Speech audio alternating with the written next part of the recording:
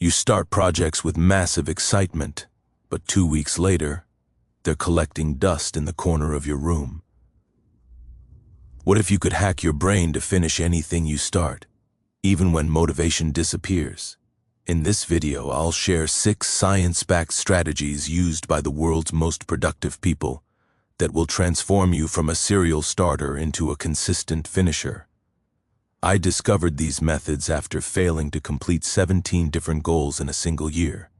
I tried willpower, motivation videos, accountability partners. Nothing stuck.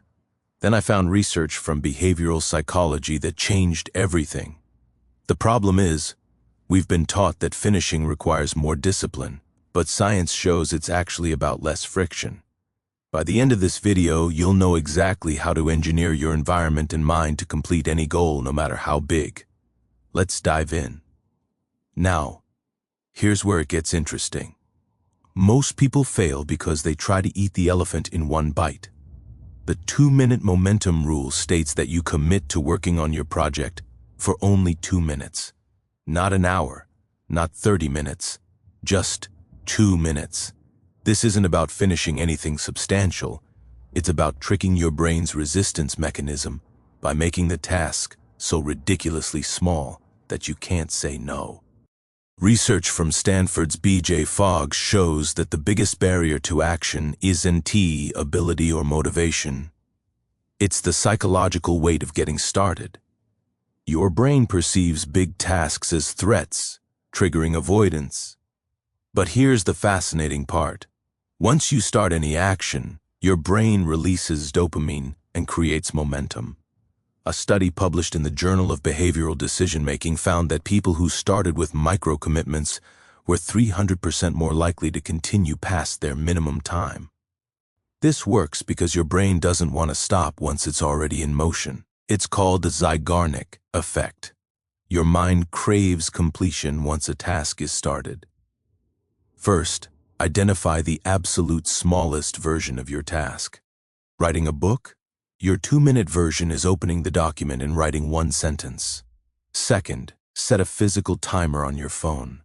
When it goes off after 2 minutes, you have permission to stop. No guilt. Third, here's the crucial part. Most people make the mistake of setting the bar too high. If you think I'll just do 10 minutes, your brain will resist. Keep it at 2 minutes for the first week. Fourth, track your showed up streak, not your output. For instance, instead of saying I didn't write enough today, celebrate I kept my 30-day streak of opening the document. But that's not all.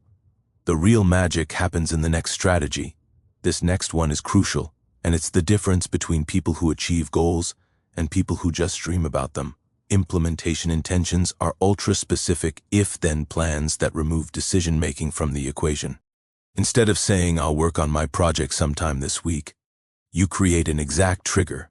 If it's Monday at 7 a.m., then I will open my laptop at the kitchen table and work for 15 minutes. The specificity eliminates the daily mental battle of, when should I do this? Psychologist Peter Gollwitzer conducted 94 studies on implementation intentions and found they increase goal achievement by an average of 70%. Here's why. Every time you have to decide when to do something, you burn willpower. Your brain has limited decision-making energy each day. By pre-deciding the exact moment and location, you create an automatic trigger, like a habit. The Japanese concept of Kaizen leverages this. Small pre-planned actions compound over time. Your prefrontal cortex literally creates neural pathways that automate the behavior, meaning it eventually requires 0 willpower. First, write down your implementation intention using this exact formula. When time arrives, I will specific action in exact location for duration. Second, link it to an existing habit. This is called habit stacking. For example, after I pour my morning coffee, I will open my project file at my desk. Third, avoid the mistake of making vague plans like I'll do it when I have energy. Energy is unreliable. Time and location are concrete. Fourth, put it in your calendar as a non-negotiable appointment. Would you skip a doctor's appointment?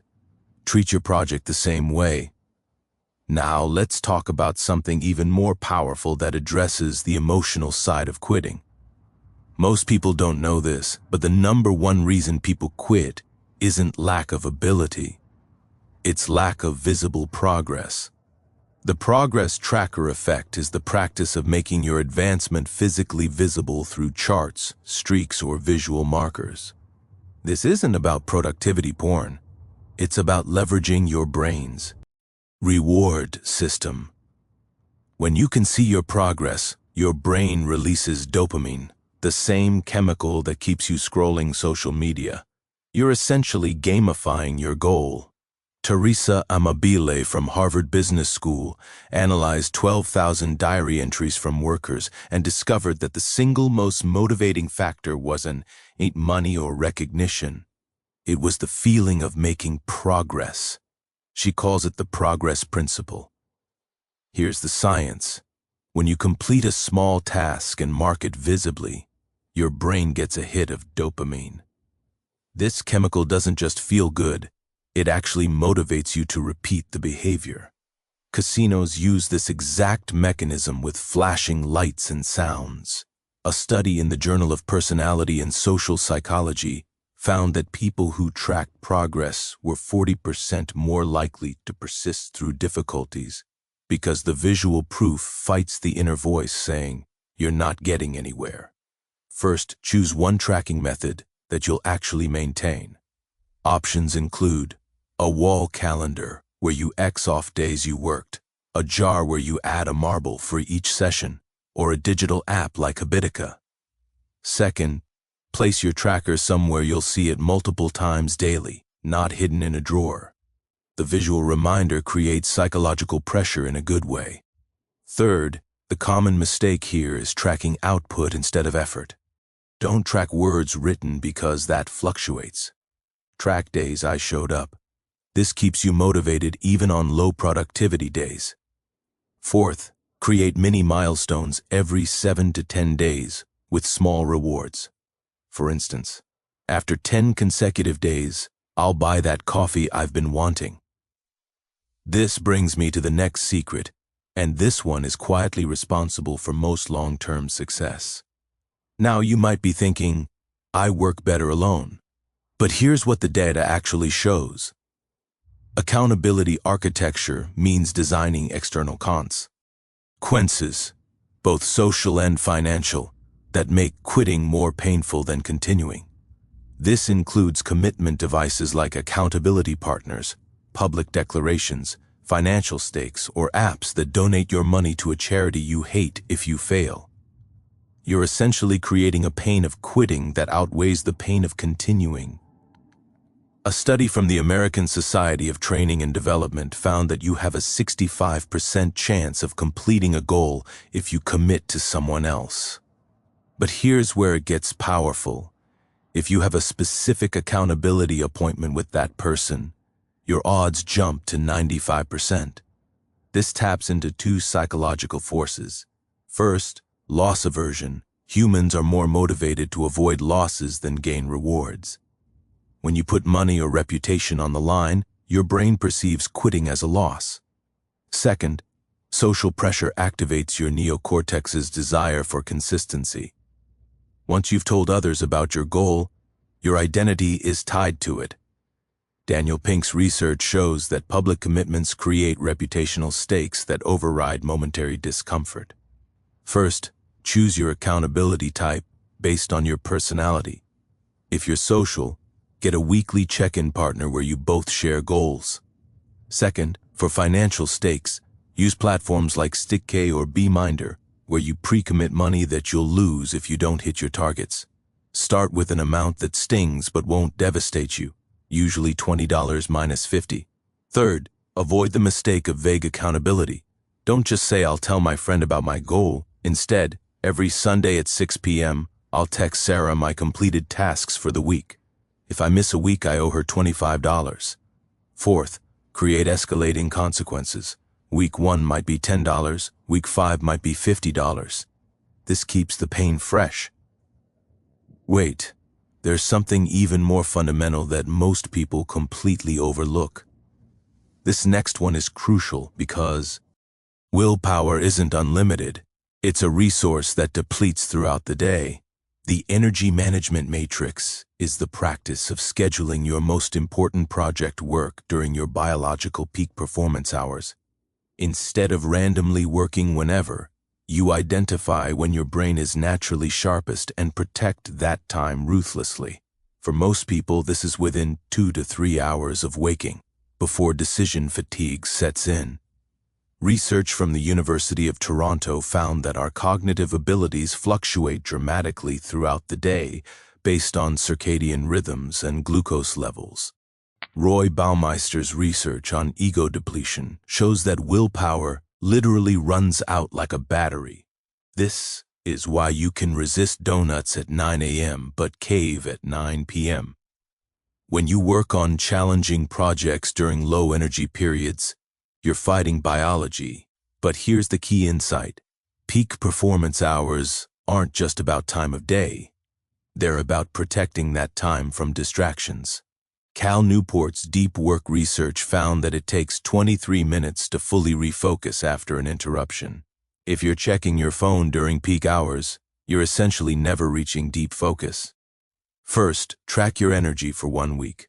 Every hour, rate your focus and energy from 1 to 10.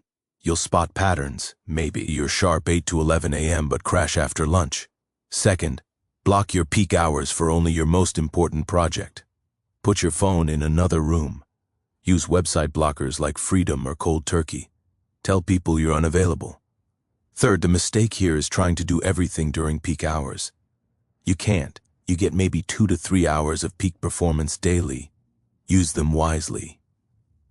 Fourth, match tasks to energy levels. Deep creative work during peak hours, emails and admin during low-energy afternoon slumps. For instance, if you're writing a book, write new content in the morning, edit in the afternoon when our brain is tired. Now let's talk about the final strategy, and this one ties everything together. Here's something that even productivity experts miss. How you end your work session determines whether you'll come back tomorrow. A completion ritual is a specific 5 to 10-minute routine you perform at the end of every work session that creates closure while setting up your next session. This might include reviewing what you accomplished, writing down the exact next action for tomorrow, and physically or mentally celebrating the effort. It's a psychological bookmark that tells your brain we did good, and we know exactly where to start next time. The Zeigarnik effect shows that our brains remember incomplete tasks better than completed ones. This is why unfinished projects haunt you. But here's the twist. You can use this to your advantage.